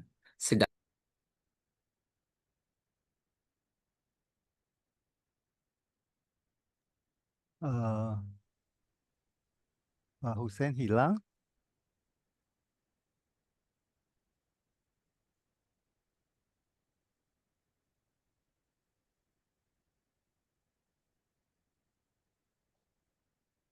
Oke, sepertinya Pak Kiai Hussein Muhammad mungkin terpental atau terputus ya. Oke, karena apa namanya saya tidak mau membuang waktu, mungkin Ibu Nunu bisa menjawab pertanyaan yang tadi ya, tantangan untuk menyampaikan pemikiran feminis dan apakah ada dukungan dari pihak gereja. Silakan. Terima kasih Mas Dani. Ya. Ya, dan memang tantangan saya itu berasal dari budaya dan agama. Dan dari budaya itu adalah feodal itu. Dan itulah yang tadi saya sebutkan ya, saya ceritakan bahwa pengalaman saya terus membuat transformasi feminisme, terus menerus mendapat pencerahan dari teman-teman, dari pengalaman, itu akhirnya saya itu bisa bunuh diri kelas. Artinya saya sebagai orang tua, saya sebagai priayi, itu saya mencoba untuk berrelasi setara. Jadi saya itu selalu memegang kesadaran gimana nih? Saya terus ya apa berhenti aja? berrelasi setara. Nah, kemudian untuk gereja itu juga memang banyak tantangannya. Oleh karena itu dalam hal ini kelihatannya Mbak Nono ini. Halo. Bagaimana? Halo? Ya, Mas Dani. Tunggu sebentar, Pak Sen sudah masuk lagi ya? Iya, Pak Yai udah masuk. Tadi Pak Yai Hussein terpental. Jadi kita beri kesempatan Bu Nunu gitu sambil menunggu Pak Yai. Gimana nih Mas Denny? Silakan. Silakan diapain? Bisa ya? Lanjutkan ya. Gimana? Pak Hussein. Saya. Halo? Halo Pak Hussein, mau melanjutkan? Ini saya karena lanjut. khawatir soal waktu, apa bisa cepat nanti ininya, mungkin kira-kira 2 menit atau 3 menit ya. Pak Hussein nanti langsung lanjut. Oke. Jadi eh, saya kira kita harus berjuang bersama dari tiga kekuatan yang membentuk negara ini, membentuk kehidupan bersama itu. Dan saya kira, menurut saya di dalam konteks Indonesia, di mana Islam sebagai agama mayoritas dan masyarakatnya tunduk kepada para tokoh-tokoh agama, maka proses perubahan transformasi kultural menuju kesetaraan dan keadilan ini harus mendapatkan perhatian luas dari kita melakukan proses transformasi pemikiran kepada tokoh-tokoh agama itu dan tetapi juga harus bekerja sama dengan tokoh-tokoh adat dan lembaga-lembaga negara. Saya ingin menyampaikan saya menginisiasi lahirnya KUPI, Kongres Ulama Perempuan Indonesia. Dan dari KUPI ini kami telah menghasilkan sebuah perubahan atas undang-undang, paling tidak 3 undang-undang. Satu adalah peningkatan usia menikah perempuan dari 16 dalam undang-undang keluarga dari 16 tahun menjadi 19 tahun. Satu. Kemudian yang kedua TPKS baru dilahirkan 2017 atau 2019. Dan yang ketiga adalah larangan khitan perempuan, surat perempuan. Saya kira ini adalah perjuangan yang penting sekali dicatat dalam sejarah Indonesia karena telah terjadi perubahan-perubahan atas kebijakan negara, yaitu undang-undang 3 dulu. Tapi kita harus terus berjuang untuk melakukan proses kritisasi terhadap kebijakan-kebijakan negara yang kemudian harus diperkenalkan di lembaga-lembaga pendidikan. Saya diundang oleh Kementerian Pendidikan, kemudian Kementerian Agama, karena ada kasus-kasus kekerasan seksual di mana-mana, maka sebetulnya ini juga menjadi tanggung jawab kita bersama.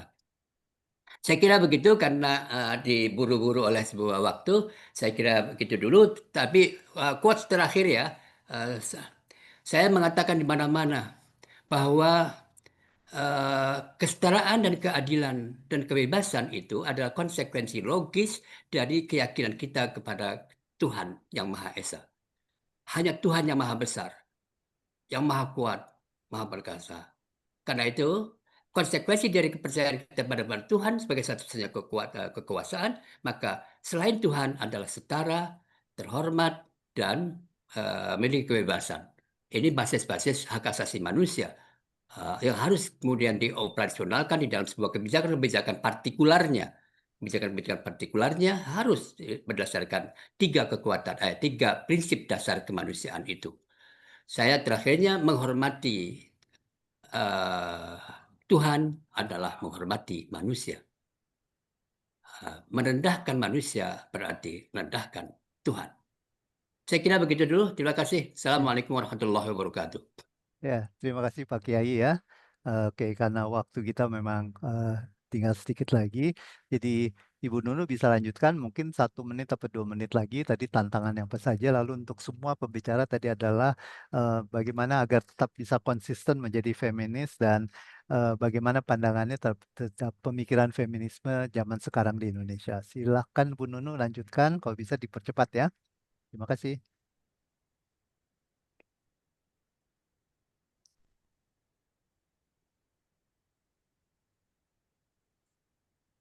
Ibu Nunu, sudah ada lagi? Oke. Belum selesai ini Zoom-nya. Ya, pertanyaan saya yang saya tambahkan, tantangan dalam gereja. Nah, di dalam hal ini itu karena saya belajar teologi, maka sekarang saya itu menulis tentang perspektif feminis. Jadi kalau membaca kitab suci, bagaimana memandang Maria dari Nazaret, Bunda Maria, bagaimana memandang Yesus, itu secara dengan kacamata feminis. Itu saya sekarang menulis dan tulisan-tulisan itu sampai sekarang itu saya kumpulkan. Saat ini saya sedang menulis tentang refleksi imanku secara personal terhadap Bunda Maria, sehingga di situ aku juga bisa menggali juga spiritualitas Maria sebagai perempuan yang hidup di dalam masyarakat patriark Yahudi. Jadi dalam hal ini memang tantangan-tantangan itu selalu ada dan saya sadar dan itu saya hadapi.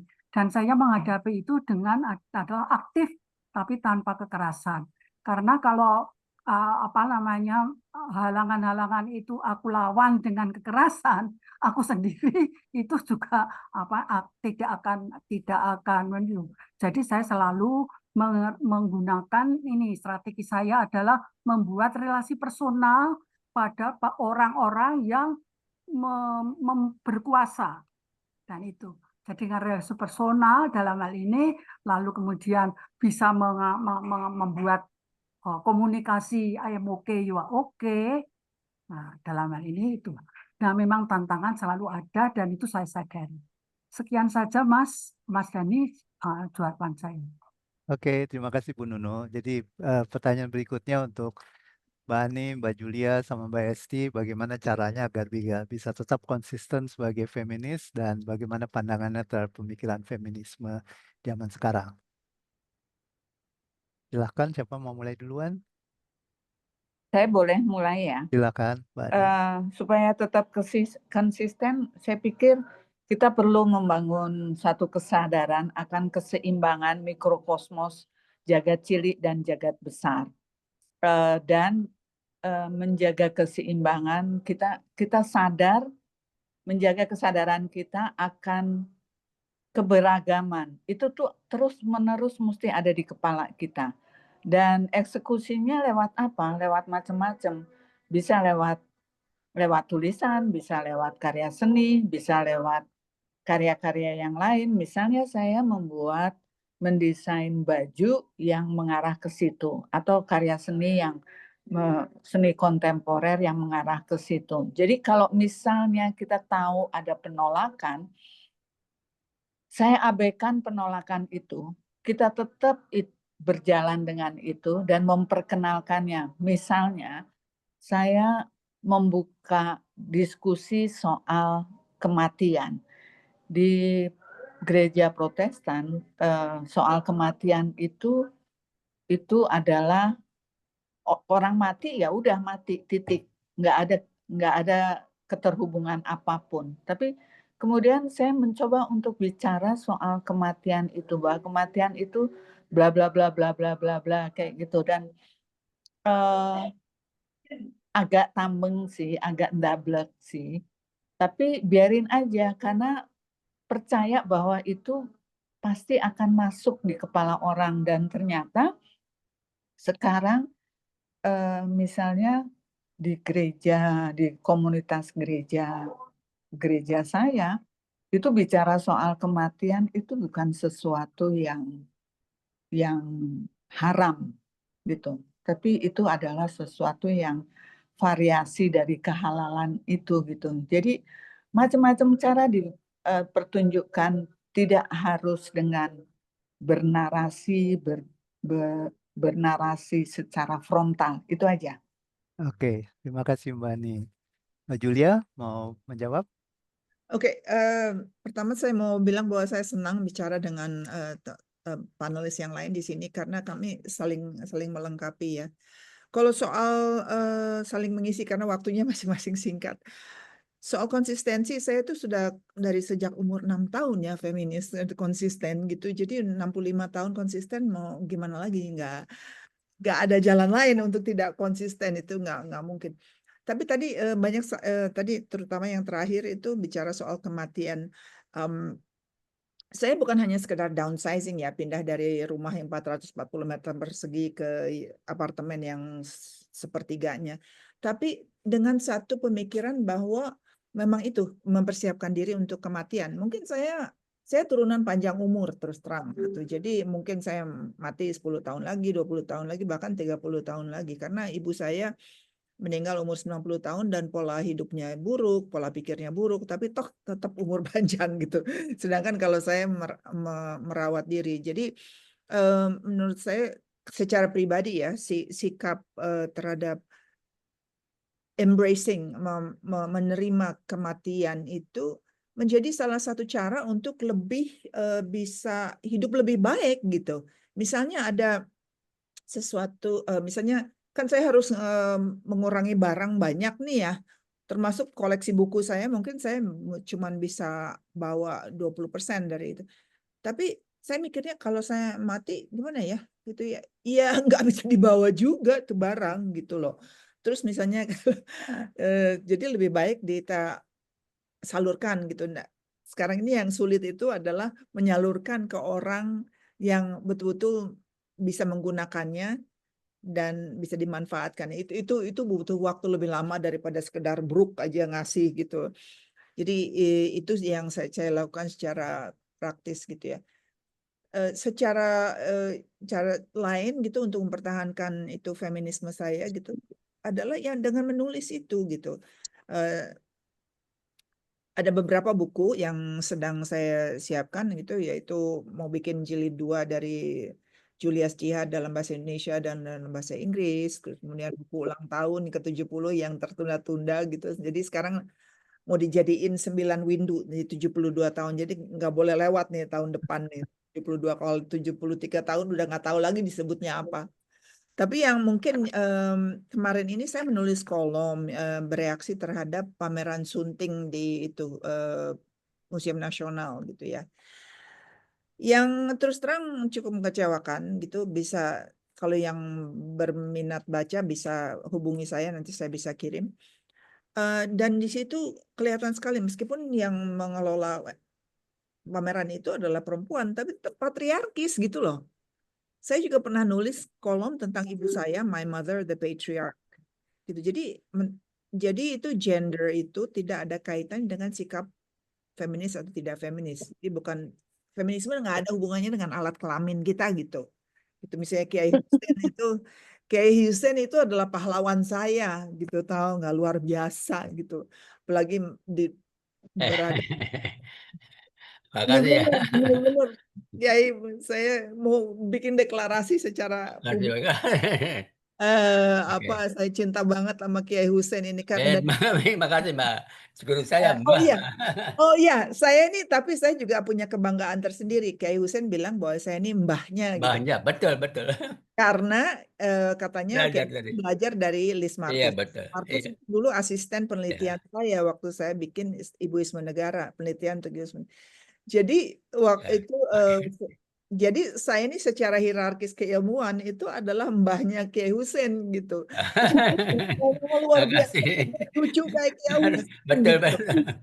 Jadi itu sebetulnya legacy saya, legacy atau pewarisan Warisan. adalah itu sudah ada gitu.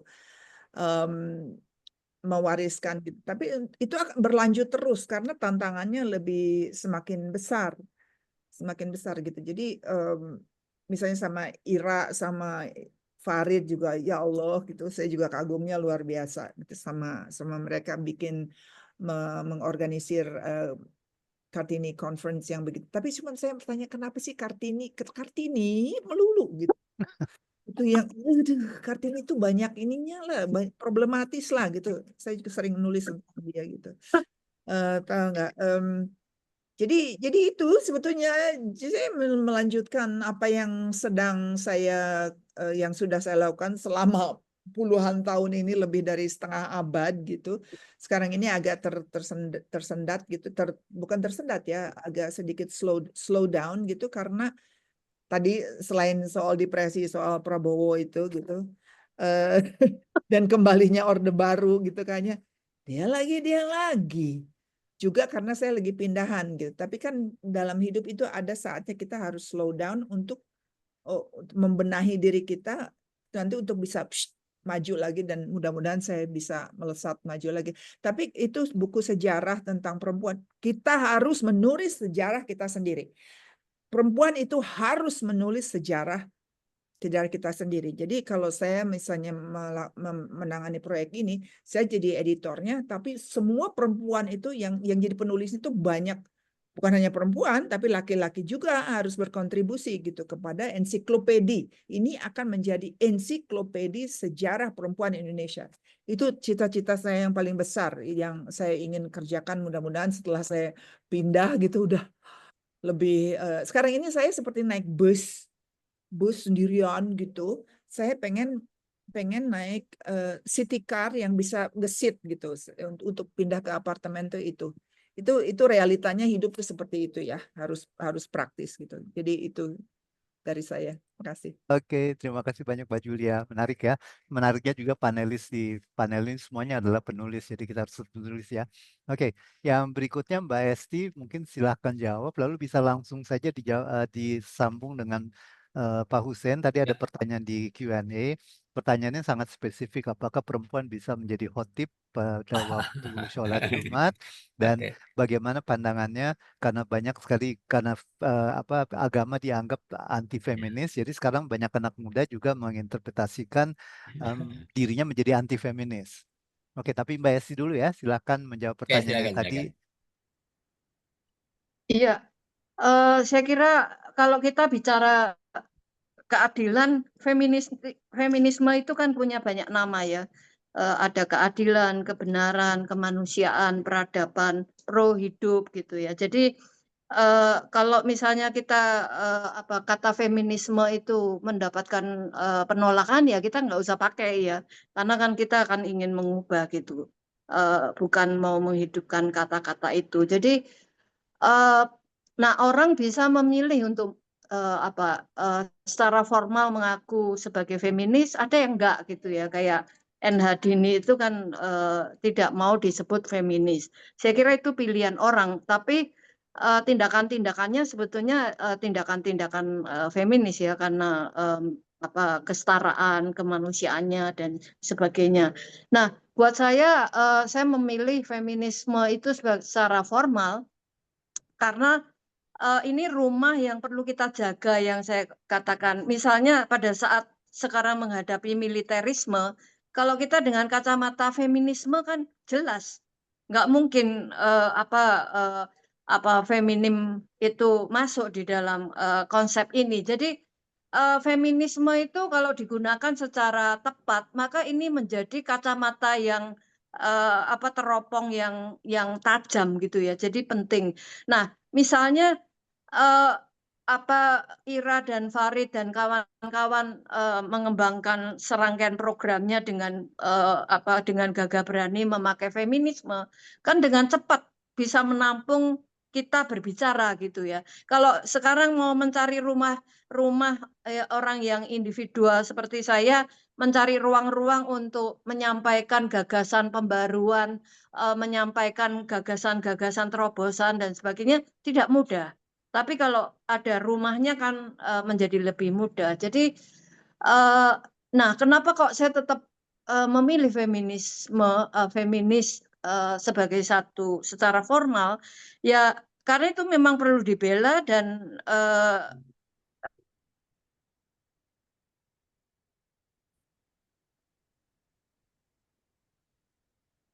Mbak Esti hilang.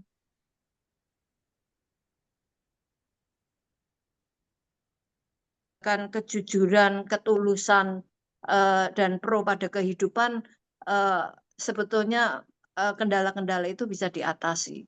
Saya kira itu ya, Den. Terima kasih. Oke, terima kasih Esti.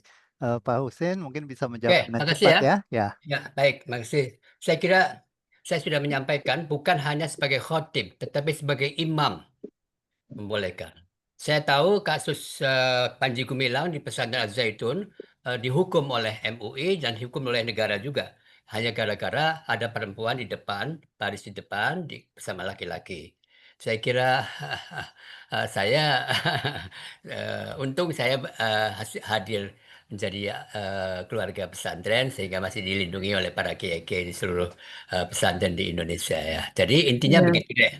Eh, Intinya begitu, saya punya posisi yang kuat di kulturalnya karena pesantren itu menjadi sumber pengetahuan kekuasaan di masyarakat tradisional ya, gitu ya. Oke ya. Jadi pesantren Al-Zaitun, Panji Gumilang. Dan itulah yang saya sudah katakan bahwa apa yang saya katakan bahwa perempuan bisa menjadi imam sholat yang makmumnya laki-laki itu juga bersumber dari rujukan pada sumber-sumber klasik yang saya baca di dalam kitab-kitab kuning, namanya kitab klasik para ulama besar.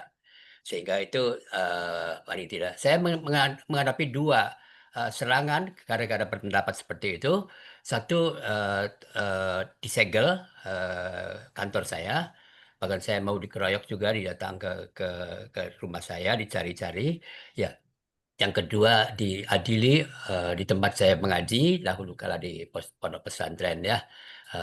Dan beda cara menanggapinya. Mereka yang garis keras, Islam garis keras itu menyerang secara fisik, sementara konservatif yang plural, itu pesantren itu saya bilang konservatif plural, sehingga memahami bahwa ketika saya sebarkan ini ada kitabnya loh, oh gitu ya sudah, tapi jangan disebarkan gitu aja, oke deh. Oke. Teman-teman sekalian, saya ingin mengakhiri saja ini. Ada 3 quote saja saya bilang. Basis perubah peradaban itu adalah sistem pengetahuan. Ya, sistem pengetahuan yang dikemas berdasarkan sistem dialektika Sokratik. Sementara kita di negara-negara banyaknya Muslim di seluruh dunia itu masih indoktrinatif, termasuk di Indonesia. Iya. Pendidikannya indoktrinatif, sehingga kebenaran hanya tahu satu kebenaran, hanya tahu masyarakat diberikan satu kebenaran, dan maka selain satu mereka akan menyalahkan. Karena itu dialektika Sokratik itu menjadi basis bagi perubahan atas sebuah peradaban. Oke, satu itu.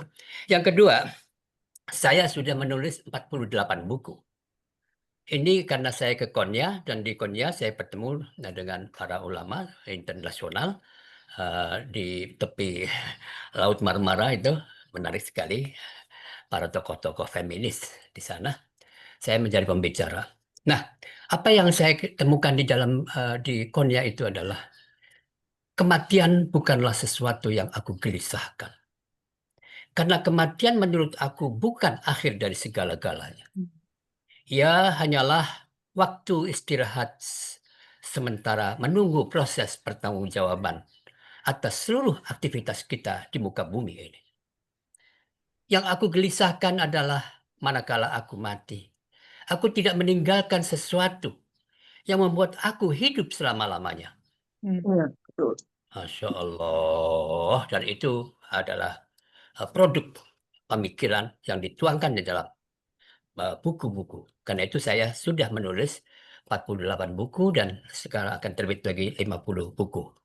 Menjadi 50. Yang terakhir, ini juga ada dasarnya, di mana ada keadilan, disitulah hukum Tuhan. Dari manapun ia datang. Jika ada sesuatu, jika kau temukan keadilan, dari manapun datangnya, dan oleh siapapun dikeluarkan, maka disitulah hukum Tuhan. Maka puncak dari perjuangan kita seharusnya adalah mewujudkan keadilan. Dan basisnya adalah kesetaraan. Untuk apa? Untuk kesalingan, membangun kehidupan bersama. Reciprocity, mubadalah, kesalingan. Ini produk kami di Family Institute oleh Pak Yudin, ada murid saya, santri saya.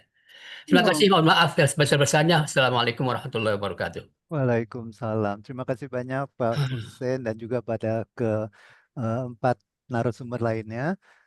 Kita harus mengakhiri sesi kita hari ini, tapi sebelum kita akhiri, Mbak Rosemary akan buat foto bersama. Oleh karena itu diminta teman-teman yang hadir semua di sini kalau bisa menyalakan kameranya dengan senyum yang sangat manis, senyum yang sangat gembira, Pak senyum yang Yudian, sangat terima kasih ya. mencerahkan. Kita semua nanti Mbak Rosemary kalau beri aba-aba ya, kalau apa namanya, Ya, kapan akan difoto. Saya udah siap baik. senyum. Baik, terima kasih Mas Dani. Di sini ada 2 slide. Saya akan foto slide yang pertama. Silakan teman-teman boleh kasih emoticon atau senyum dan bisa open cam. Saya hitung untuk slide pertama. 1, 2, 3. Ya, teman-teman masih bisa mempertahankan senyumnya begitu ya. Saya akan berpindah ke slide berikutnya, di slide kedua, karena masih ada yang masuk di slide kedua.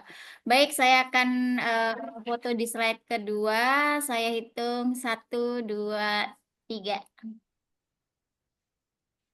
Baik, terima kasih teman-teman sudah selesai. Saya kembalikan forumnya ke Mas Dani. Silakan Mas Dani. Oke, terima kasih banyak Mbak Rosemary. Oke, buat semua peserta, terima kasih atas kehadiran dalam sesi ini. Saya tahu masih banyak pertanyaan yang muncul di benak ya. Tapi kita harus akhiri sesi ini karena masih ada sesi berikutnya ya yang akan dihadiri. Terima kasih banyak kepada para pembicara, Ibu Nunu, Mbak Ani, Mbak Julia, Mbak Esti, dan Pak Hussein tadi ya. Terima kasih. Dan terima kasih Sama-sama. untuk para hadirin yang sangat menyenangkan. Ya, oke, selamat siang. Ya, Selamat terima siang, selamat kasih. malam. Terima Salam. kasih Mas Denny. Iya, Terima kasih pamit. juga Dah. untuk Dadah. Ya, terima kasih untuk semua presenter dan peserta ya. Kita masih ada side event 1 setelah ini jam 13 sampai jam 15. Jadi teman-teman bisa ikut hadir bagi yang sudah mendaftar tentunya. Ada funding for feminist projects, strategi pendanaan yang berkelanjutan untuk proyek feminis gitu. Dan nanti setelahnya akan ada panel 205 sampai 210 gitu ya. Terima kasih Mas Denny, semua presenter dan teman-teman peserta. Sampai ketemu lagi ya. Saya tutup Zoom-nya. Terima kasih.